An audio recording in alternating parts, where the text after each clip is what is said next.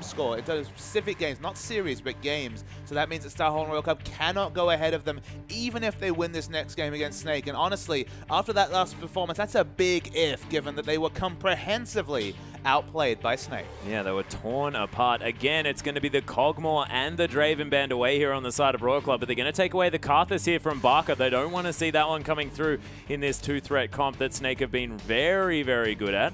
Snake, in the end, are going to answer with that LeBlanc Sejuani taken off the board. They do not want to see that coming out of Korn, and I can understand. Yeah, they're banning away the Karthus, though. That's the result that's come through. So obviously not wanting Korn to be that champion, not wanting Barker to return to it. The thing about Karthus is the way to beat him is you rotate around him. You never choose to take fights on top of the Defile. You try and take turrets and beat them in the neutral game, because of course Karthus has very poor engage and has to usually flash aggressively to get into fights, but they feel the need to ban him. That allows them to at least take away the Maokai, and after Flandre's performance, Cole is going to do his best Flandre impersonation this game, because that was one hell of a scary Maokai. Yeah, you need to definitely get rid of that one, and definitely a comfort pick here for Flandre as well. He'll pick that up whenever he possibly can. Along with basically every other top laner in the world. Yep, that's probably true. But Flandre, he's the man with the 6 in a row. You know, that guy does a whole lot of tree things.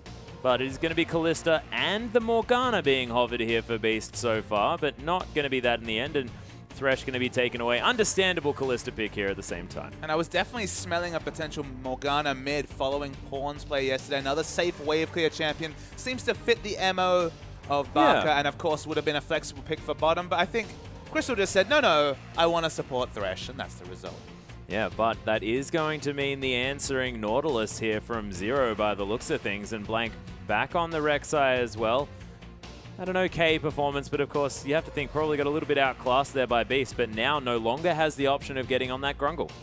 Yeah, they're considering their options. They were going to go for the Nautilus. Janna has traditionally been Zero's best champion, even looking back at the 2014 World Champions. That was his pick, but with them out of contention, insta-lock on the Blitzcrank, and we can only hope for one thing, Atlas. Will we see the return of Name's Varus? Oh my goodness.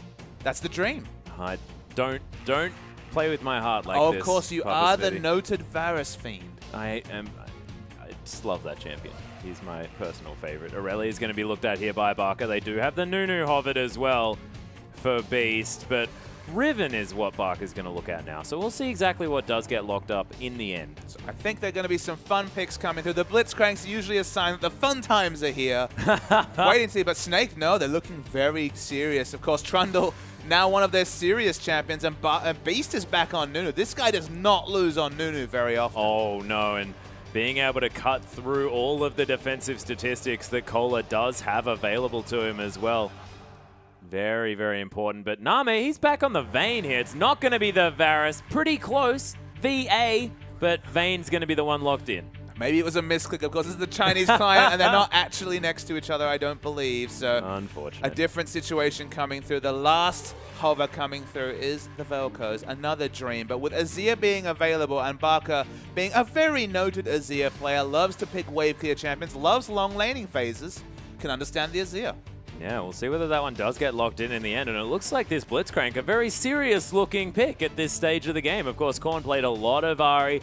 Name had a very good performance on the Vayne as well. In the end, Ella is going to move over to a Cassiopeia, though. To Cassiopeia, another new champion, I believe, for Barker. Maybe played it once this season. Does fit his playstyle, though. I do feel like he's maybe picked it up once. In this particular situation, I love Kalista and Cassiopeia together, just because Cassiopeia, the only downside of this champion, who has massive single target damage, can have a very oppressive laning phase, is that sometimes positioning in team fights is very difficult. When that poison falls off, if you're not able to keep spamming out those Twin Fangs, you don't really get the same team fight impact. So that's why I much prefer with a hyper carry, because just like when Kennen fights with a hyper carry, just stand next to your hyper carry, use Petrifying Gaze as a disengage option, throw out the poison. You know people are going to be coming in to get on top of both you and the hyper carry, and then just smash out the damage.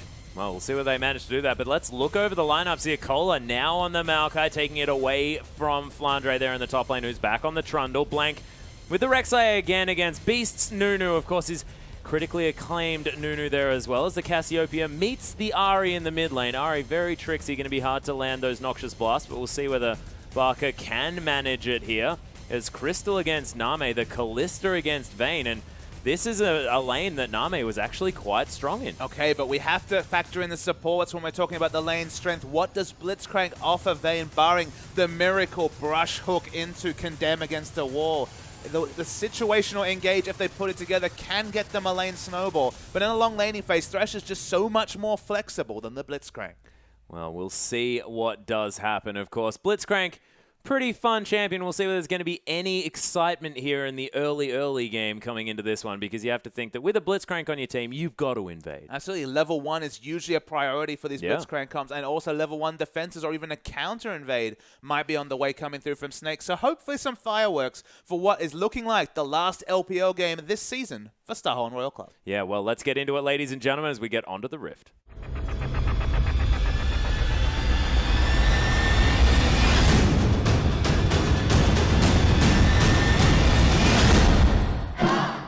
And here we are, ladies and gentlemen, onto the Rift for Starhole and Royal Club, taking on Snake for Game 2. Snake already up 1. Starhole and Royal Club's hopes of making the playoffs have been dashed now as well. So we'll see whether that does get to them. But at the moment, they're definitely playing aggressively here already in the jungle of Snake. Yeah, they're following the sweet ride of Zero on this Blitzcrank skin. He's trying to get in there and get the pick, but holding so far behind. Snake still want to go to this bottom lane, you can see. So they're just hanging around where they know that they're not in wards. In fact, we've already seen that Blitzcrank has gone over 2 wards. So definitely predictable as Starhole and Royal Club start.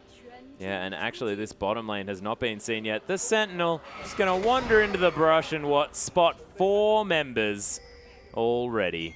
With that Sentinel start, it does suggest to me that they might want to start the Gromp, but against a Blitzcrank, very risky to do so. Rend is usually the laning start if you're rushing to lane. You can go for the Pierce as well for a few flexible options, but usually you want to take a camp if you're going to start with the Sentinel, and judging by the minimap, they're still going to do so. Yeah, still going to take that one down. They're going to take both Gromps here as well, and Snake back to their de-gromping ways. It's just hilarious to me that the jungle timings change from 140 to 155, and yet everyone still finds a way to help themselves to some of the jungler's jungle. Yep, it's exactly what happens every single time. I can understand your frustration here, Papa Smithy, being a former jungle player.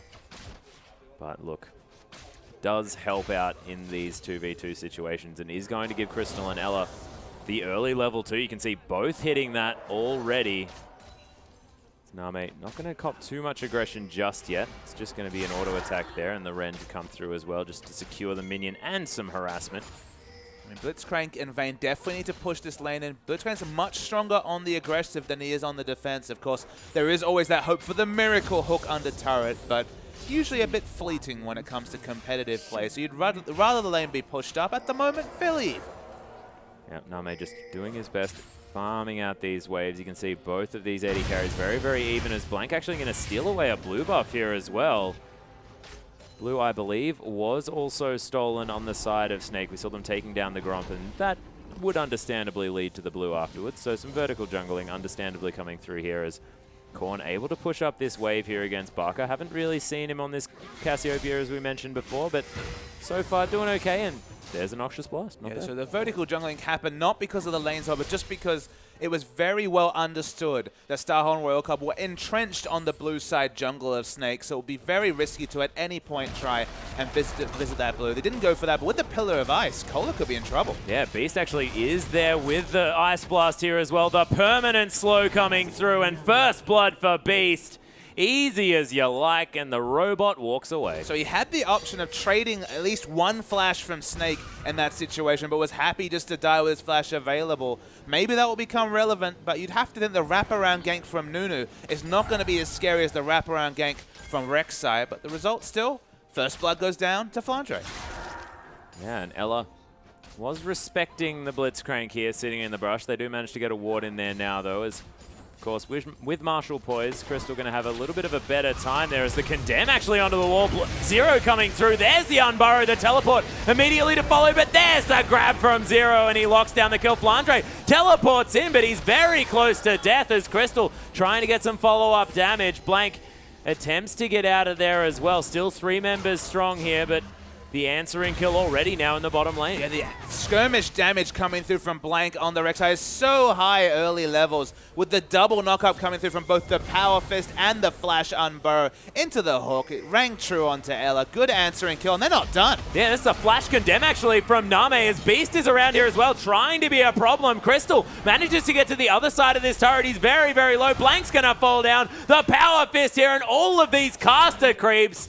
Nets 0 another kill. Beast trying to catch up to Name. He's got a lot of Ice Blast in his back pocket. And Name, that's the auto attack. And Beast picks up the kill. This slapped to death. Oh, that's just a horrible feeling, isn't it? He's just wandering after you and you just are completely powerless. Nothing to, didn't even have boots himself, but of course has the W, the Blood Boil to close the distance, even on the usually slippery Vayne. Watching mid lane, actually the first to back is Ahri coming through, and you can see quite a significant CS advantage already for Barca. Before you get that ultimate, you can still start to hit those skill shots, because with the ranges changed for Ahri, she has to get closer and closer to the minion wave to be able to try and push it with the Orb of Deception, and obviously the poison has been ringing true from Barca.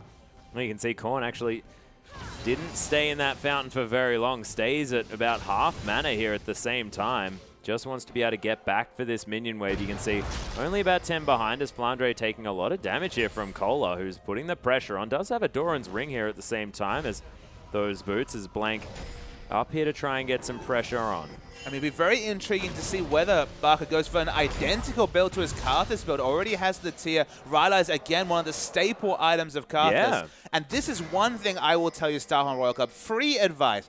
Ward that Baron at 20 minutes, because Cassiopeia is a great replacement for Karthus, and they once again have the Kalista. There's a beautiful grab there as Crystal not going to get condemned against the wall, using that Martial Poise very beautifully to get out of the way of that one.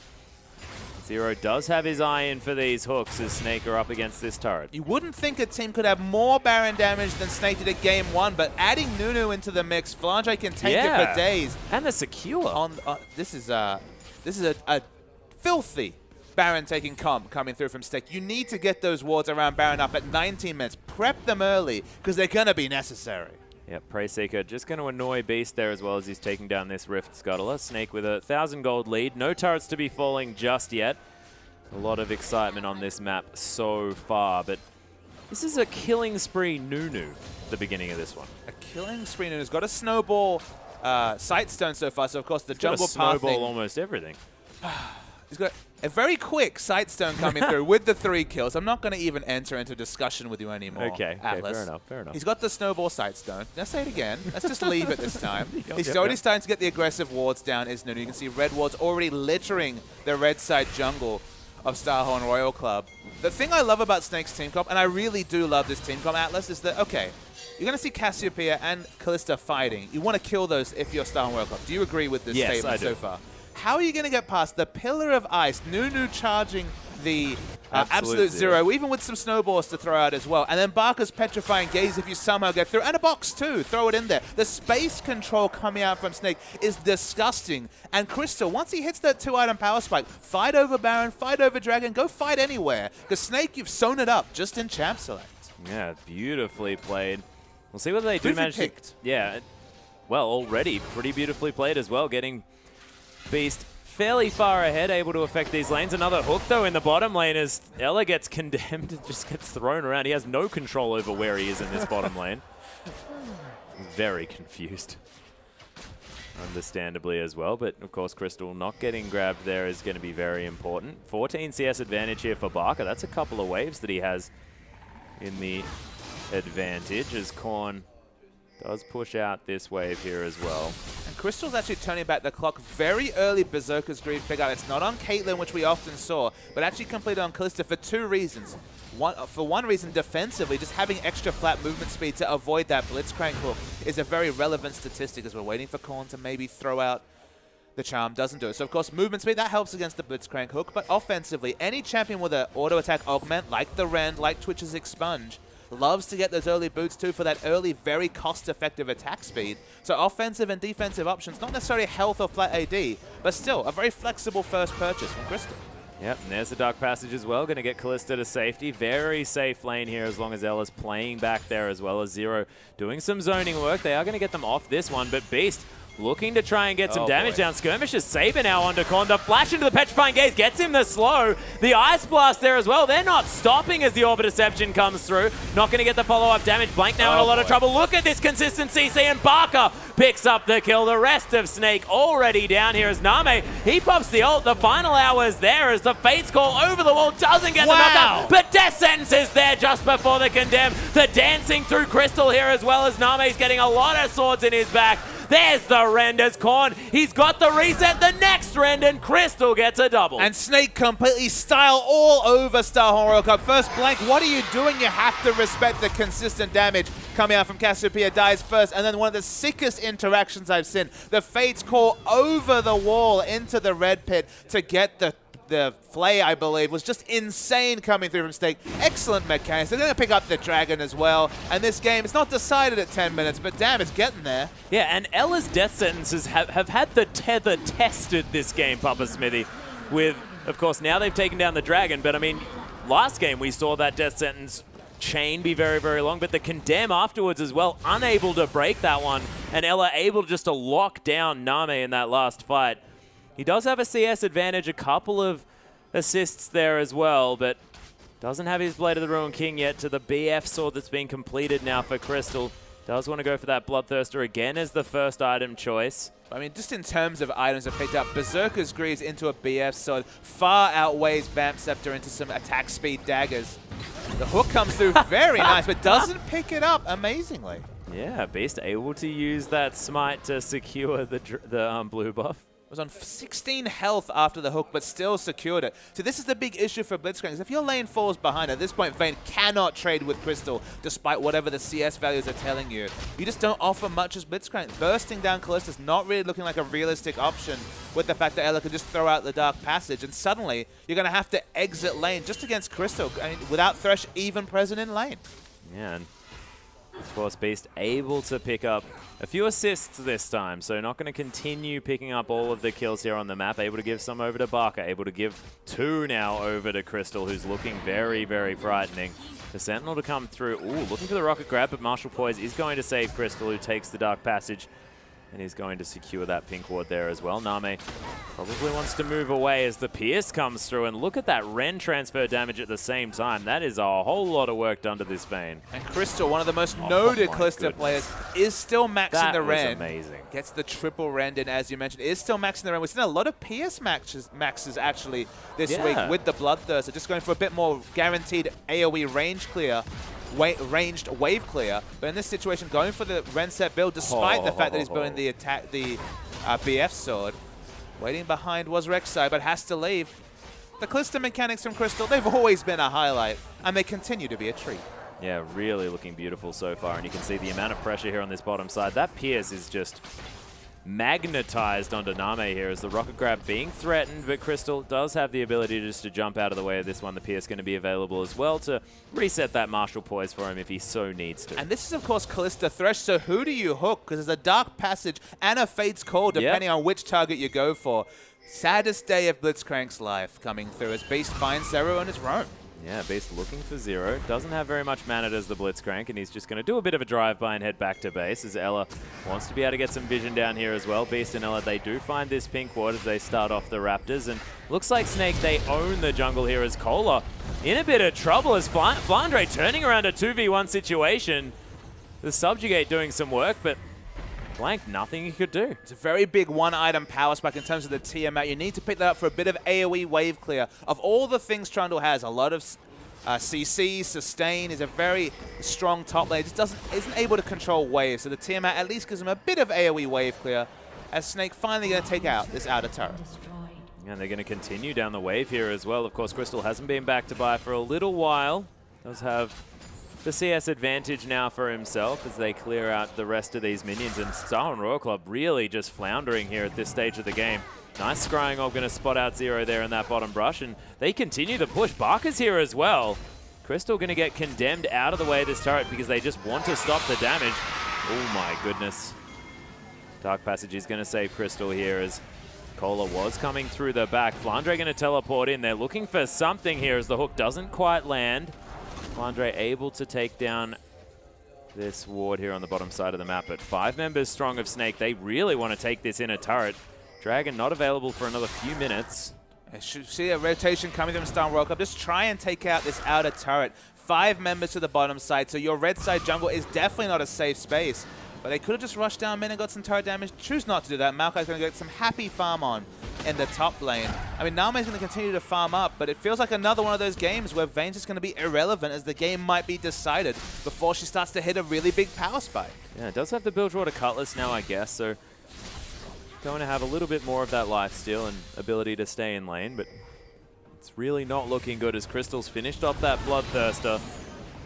One does pick up a blue buff. We'll see how this one does go. Flandre, first item Hydra, already completed here. Doesn't want to sit on that that Tiamat for too long. Does have the CS advantage here as well, and he's able to push out these waves very effectively. So much sustain now on this Trundle, who didn't need any extra sustain to come through from any items. And that's the crazy thing, is that the little buffs that he got was for the range and consistency of his healing from his passive. Now has a massive amount of lifesteal that I believe is still augmented by his W. Yeah. So at this point, absolutely immovable in lane, despite the fact that he hasn't gone for the Catalyst build. He's able to go an offensive item and be equally immovable compared to a Maokai, which is no mean feat.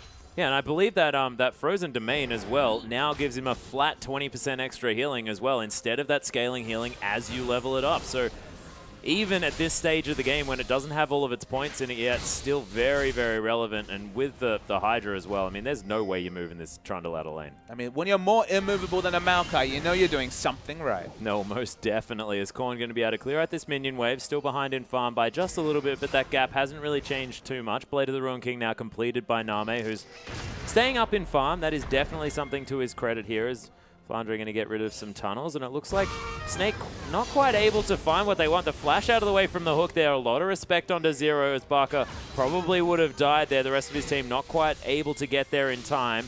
Blue buff going to be taken down by Crystal by the looks of things. The Dragons respawn. No teleports available from the top lanes. We might see 4v4 action, but Snake, they took the first one. They want to continue with the second Dragon. Yeah, and they have the Rift Scuttler here as well, so Snake able to see exactly what's going on. There's a ward down for Royal Club as Flandre is going to take down the turret. Of course, a lot of damage, and Ella's going to get caught out here. There's the Fate's Call, though. Very low still. He's going to be safe. No Ignite ticks left, and that was very close. Very close, but you can see that there's already a big win for Flandre in the top lane pushing, but this is an engage. Beast needs to get there. He needs to get to the lane, makes it, and doesn't quite get grabbed back. That would have been a very cool interaction as the outer turret does fall down. Cola now needs to be careful. Barker's going to take down the other outer turret, and that is the whole ring now removed. Royal Club, you better really enjoy this Dragon because it cost you a whole lot. 2 charts for one. That, even though they might see the Dragon, doesn't mean they're not going to fight after. Oh, the hook's going through everywhere. Name actually gets hit by the death sentence and now manages to tumble out of the way as Zero going down very, very low.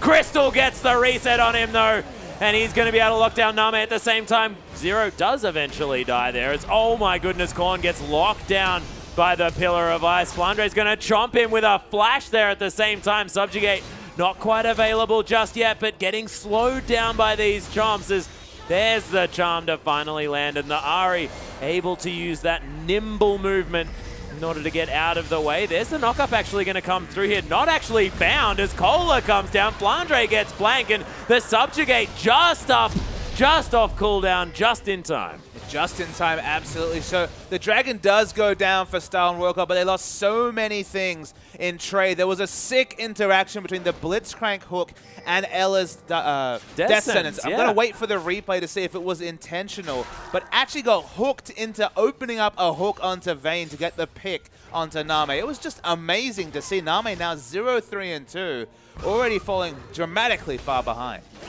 Yeah, it's actually...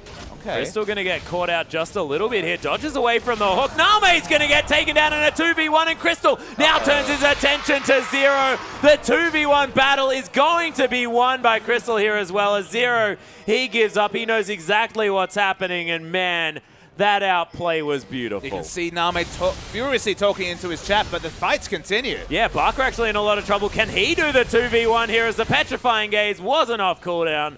Unable to turn that around, and at least they managed to take down the mid laner. Yeah, but two 2v1s and one gone horribly long. A 1v2 it was. The that double was a kill Crystal for with Crystal. over 2,500 gold in their back pocket. Yeah, now, of course, has the straight-up Hurricane. Rylai's is the completion. It's actually an identical item build, barring maybe a second Doran Ring coming through from Barca. Cassiopeia, Karthus, they do very similar things in terms of Baron damage output. I almost said that horribly wrong. Damage. Yeah, yep, you nailed it there. I didn't quite understand what you were And it's trying to almost say. go time when it comes to Baron pressure. 1945 for Snake. Yeah. Ooh, the death sentence not going to find it. We'll see whether Zero can answer with a hook. Doesn't even look for it here as Flandre is hanging around as well. Almost has the Frozen Heart But completed. look, there's so much more on top of ward coverage around Baron. They are not to be caught with their pants down twice around Baron, as there's 2 wards in the area from Starhorn Royal Club. Yep, 6,000 gold the lead at 20 minutes, though, is a very scary prospect here for Royal Club to come back from. See whether they can. Of course, Blitzcrank, fantastic for turning games in the late game. If you get that godlike hook that you need, that could be all she wrote here. But we'll see whether it does come through. A lot riding on Zero there with this pick. And that ride might be even faster as Beast has picked up the Righteous Glory. This Nunu, that of course snowballed early, still is 3-0, 3-0-6 now, so a little bit less kill participation coming through from Beast. It's now going to be turboing in with that targeted skill. Yeah, it's going to be ridiculous, and able to get that slowdown as well on a whole lot of these mobility-reliant champions as well in Name and Korn on the Ari and the Vayne. Ooh, Noxious Blast not going to find Blank there. As he is borrowed, does have a little bit more movement speed there on this Rek'Sai. Waiting to see what Snake want to do. They have Trundle swift pushing in the bottom lane. Has a lot of tankiness himself, working towards the Frozen Heart. That means even more uptime on the Pillar of Ice, and that space control comp that we've talked about will really get underway when there's this consistent CC coming out from multiple members. Yeah, Name now on the bottom side. Of course, Flandre with his teleport available. We'll see whether Snake want to make a move towards this Baron. They decide not to at this stage, as Crystal's going to continue pushing in this top lane. Does have, oh my goodness, steals away the Grump as well. Crystal, you are so greedy. Yeah, I mean, the PS now is doing plenty of damage with the AD scaling coming through from the Bloodthirster. I mean, Starhorn Royal Club are rotating around trying to get CS onto Nami, but it's almost for naught. The fact that he's only 25 CS behind belittles the fact that he's 0-4-2 because it's 6-1-1 Crystal. At this point, despite having a team fight orientated build with the Hurricane, he's going to win 1v1s against Vayne, and that's when the whole strategy... He's winning 1v2s. He's winning 1v2s, that's worth noting. But in this situation, I mean, Vayne can't enter lane against Calista when usually it's a lane matchup where Vayne can pick up, say, the Youmuu's Ghostblade second and actually split happily against Crystal. Yeah, unable to this game. You saw Fate's Call not going to find Name there on the top side of the map, but didn't want to go anywhere near that Callista. Snake, now they're going to start off the Baron. Of course they are. There's so much Baron damage. Starhorn Royal Club respect it though, and the peel off and the fight should come in. Yeah, there's the Death Sentence to land as well as the box comes through. Korn now using that Spirit Rush to get around this fight. Crystal gets grabbed and exhausted here as well, but not quite taken out just yet. Korn's going to get taken down here as the Absolute Zero is going to do a whole lot of damage. Blank in trouble, but that is all of the damage now down on the side of Royal Club for just Crystal. But man, that hook from Zero, that definitely saved the Baron. And that was the only way they could stop the amazing comp from coming through. Cola and Flandre fighting. Flandre obviously winning that in a quite landslide fashion, but probably not with kill pressure. Yeah, these top laners not actually opting to teleport towards that Baron fight as well, actually. So neither team going to benefit or sort of fail on that front at all. But you can see what would have happened in that fight if not for the miracle hook coming out from Zero. Barca was trying to fight right next to Crystal and use that ultimate for peel, and they were in general peeling for Crystal. The heroic hook negates all of that positioning play coming through from Snake. So good job there from Zero. To some point starting to vindicate the Blitzcrank pick for comp, but is it enough given the gold lead now? It extends to just over 6,000 gold. Yeah, that was a kill coming through for Name in that last one. Does manage to pick himself up a Cloak of Agility here as well, going towards that Phantom Dancer as Beast has found Blank. I mean, they were doing nothing to each No. other. They were basically slapping each other. There was a bit of tomfoolery going on. Definitely some tomfoolery. In the enemy jungle. Yeah. Nothing found. Of course, Dark Passage was there for Ella, and Blank does have a lot more mobility there on the Rek'Sai. Speaking of which, Void Rush going to be used to get him back towards this Baron area. Rift Scuttler was taken. Look at this teleport, though. Flanking teleport. Goodness. This could be real bad. Yep. Speaking of real bad, there's the Fate's Call immediately. Beast managing to get the The Snowball, sorry, onto Name. Does pop the ultimate, immediately gets cancelled, but Name now has to deal with Flandre right in his face. Beast just throws a ball at him and manages to pick up the kill as Korn now focusing on Beast here in the backside. Meanwhile, the rest of Snake are just going to destroy Cola as well as Flandre just smacking Beast about.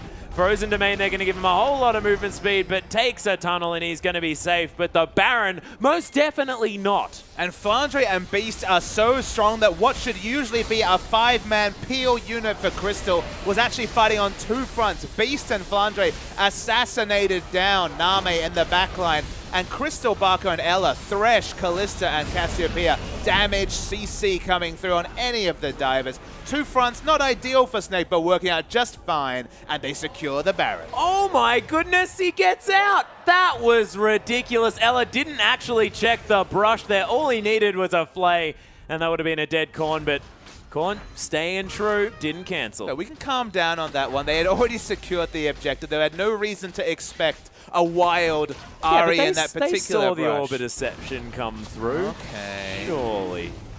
I was excited Bigger about it. Let problems me for be Starhorn Royal Club this game. Yeah, that's true. It's a drip in the ocean just a little bit here as a 10,000 gold lead And Crystal has does resulted. not want this game to go long. He's actually gone for the Hex Drinker just for a bit of cost-effective MR. And again, this first time it's popped, and it has been popped at once, it's just deceptive. You don't expect a Hex Drinker coming out of an AD carry, but very cost-effective, a very nice item purchase. You know, in the late game, it's no QSS, as Zero goes for a bit of a dance on top of the Pillar of Ice. Yep, spinning around that pillar. Flandre didn't actually opt for the Junkyard skin this time. I'm a bit sad about that. But of course, the Brutalizer now being completed as well by Crystal. Not entirely sure what he's going to build towards there. Probably the Ghost Blade for a little bit more mobility around these fights and sort of the ability to instantly take down one of the carries if he's going to be fighting them. He's having a bit of an identity crisis. We always talk about Crystal maybe peaking at 2 items. He might think he's Pantheon and going for the cost-effective armor penetration and 80 fighter build, but they're fighting a lot. And again, if this game doesn't go long, you're not going to be punished for moving away from the attack speed, the critical strike, the more standard modifiers. And to be honest, on a champion like Callisto, who doesn't really need critical strike, doesn't really fit it into a build till maybe 6 items once you've really committed to the Hurricane build, no reason not to go a bit more mid-game. Yeah, really wanted to get some damage down here as well. Pierce going to land on a Korn, but inner turret does stay up for now as Flandre is going to be able to split push in the bottom side. Beast and Barker hanging out in this mid lane, and there goes the inner turret in the top, and this is the last inner turret now available for Royal Club. We'll see whether Snake are going to collapse on this area.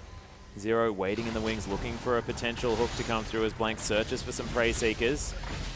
Oh, close. I mean, this is nothing Starhorn Royal Club can do. They don't have the best wave clear. It's only Ari, remember, because Vayne offers little to nothing in that regard. Hasn't even gone for the static shift for even threatening any sort of wave clear with a bit of AoE splash lightning damage. In this situation, they're just happy to see turrets. I mean, that's all they can honestly do. It's against Baron buff. The wave clear for Snake's a lot better, even though Cassiopeia has to spend out a few spells to do it. They keep pushing. The siege is decent without being wonderful. They only have 2 ranged auto attackers and a Thresh, so 3 ranged auto attackers. Not bad. But just given how the game's going, given the fact it's a 13,000 gold lead, Starhorn Royal Club just ceding advantage, and I don't think even a Vayne can bring them back in the late game. Well, Name, he's done amazing things in the past. We'll see whether he can do it again, but it's not looking great this time as Flandre's got a Trinity Force. And just things in general have really worked against Starhorn Royal Club this season. Name not being available despite the trade going through hurt them in their preparations. They were splitting scrim time between Name and HYY and Wei, depending on which AD carry they were playing during the first, I believe, 6-7 weeks of the LPL. It was a lot of the season, more than half. They were away from Name. Name himself definitely isn't rising to his 2014 and previous play, but can that really be expected against these teams that have so much more practice playing against each other, scrimming against each other? Just has left practice and just hasn't lived up to the hype. I don't think that's really a big surprise, given just the fact that he's thrust in right at the end of a very long 44-game season. They'll need to battle through LSPL. There's no guarantee they'll be in the LPL next season. But Starhorn Royal Club, with Inset back in the lineup, with things going their way, it would have been a different season, I think. Yeah, a little bit disappointed to not have their star jungler here on the lineup. It's a long way to fall down, though. Of course, World Finals. This is actually the Starhorn Royal Club special because they did the same thing after the Season 3 World Finals, really falling down without being relegated that time. That was the role swap. We'll all remember Uzi to mid lane. That was not the best role swap from Starhorn Royal Club. In this situation, forced for other reasons not to field their best AD carry in that position. 2015 might still be the year for Starhorn Royal Club, but it certainly hasn't started that way. Not so much, but we'll see whether they can make it back in. Of course, up against the LSPL teams who are no slouch as well. We've seen some fantastic performances out of those guys. And we'll be seeing them soon, of course, in the promotion tournament next week. Name clearing out this wave in the bottom side, doing their very best to triage this game is Royal Club. Lots of wards here for Snake, able to use a very nice sweeper there to get rid of a few, but Snake now just probably waiting for the next neutral objective to pick up. They've taken every single camp on the map.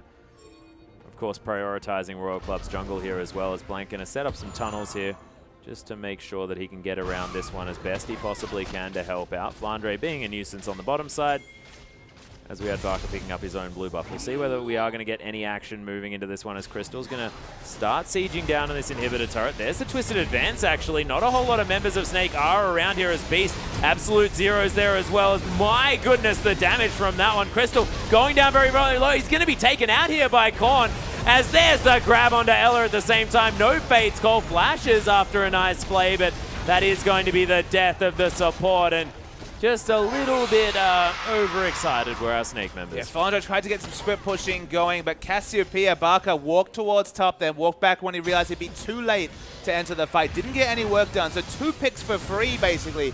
No real pressure coming through from Snake. In general, Snake's comp is much better defensively than it is at sieging down turrets, so that's why we've seen so much defensive play. The fact that they've felt like they've taken the foot off the gas in the last 5 minutes. When it comes to actually breaking the base, their comp doesn't really work well in that situation. So they just had to go for this split push. It's been punished once. They have the global from Rek'Sai coming through as well.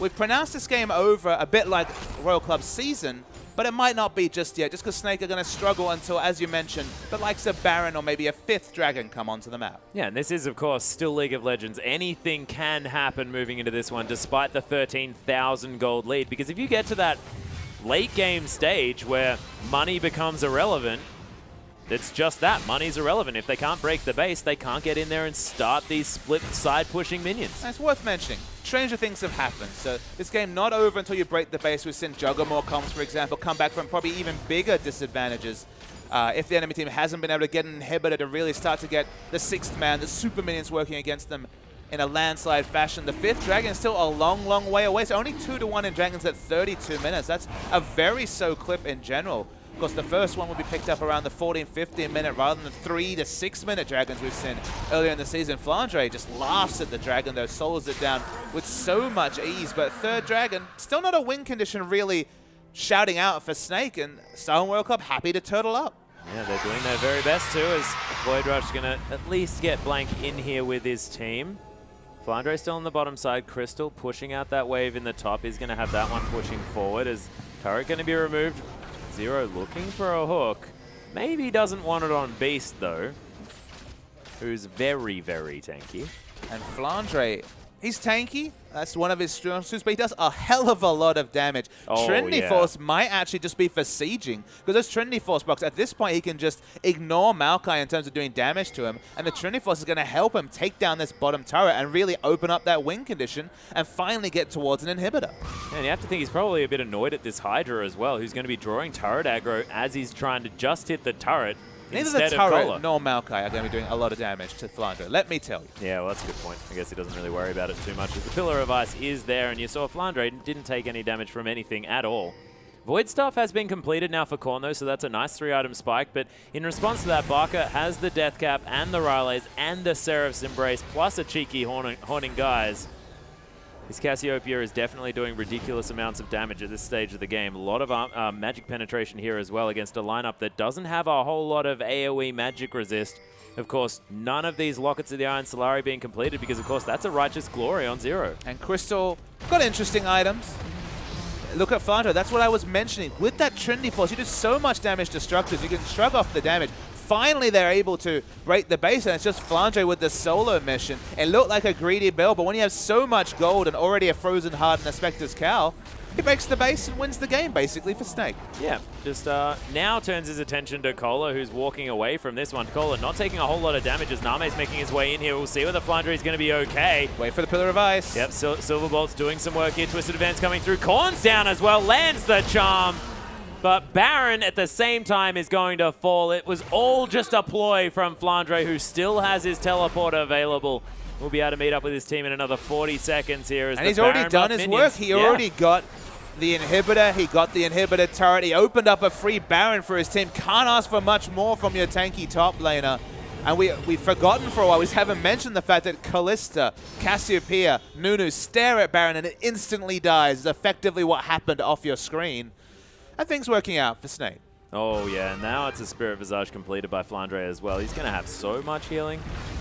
It's going to be pretty insane as Crystal completes the QSS there as well. A lot of magic resist, the more Mammoth is. Even when he falls low, he's going to have 20% lifesteal and a shield to help open up extra time to lifesteal. And extra damage as well. And extra damage, that's worth mentioning as well. So Crystal, very, very difficult to kill. Going to be hopping mad in the back of the fight. And good luck getting through the space control of the Trundle Pillar of Ice, the Absolute Zero, the Snowball, Cassiopeia's ultimate, and then just her regular spells are slowing at this point. And the box, 99% slow. That should be helpful too. Yep, that's 99% effective, you could imagine.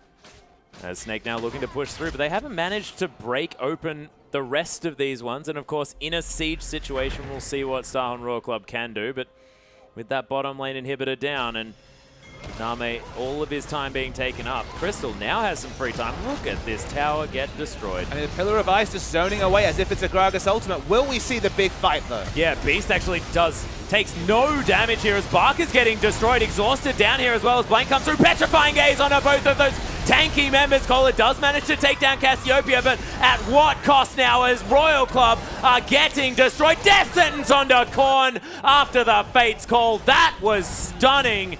As Zero, the last man standing, the second inhibitor falls with super creeps entering towards that bottom side. Snake make it a clean 2-0 victory, and they are looking terrifying moving into playoffs. Absolutely, I believe this is Snake's last game before playoffs, looking so convincing. Starhorn Royal Club convincingly beat 2-0, will not make it to the LPL playoffs. Name's dreams as he stepped onto the fields a month ago are dashed, as he will not be in the playoff finals. But Snake, who's to say about them? Because if they play and they draft so intelligently, love the space control comp with a hyper carry like Kalista, and hell, Cassiopeia does plenty of damage in the backline as well. Well drafted, well played. That's just all I can say about Snake this series. Yeah, really beautiful as well. And seeing Barker on the Cassiopeia, a new pickup here for him as well, really extending his champion pool.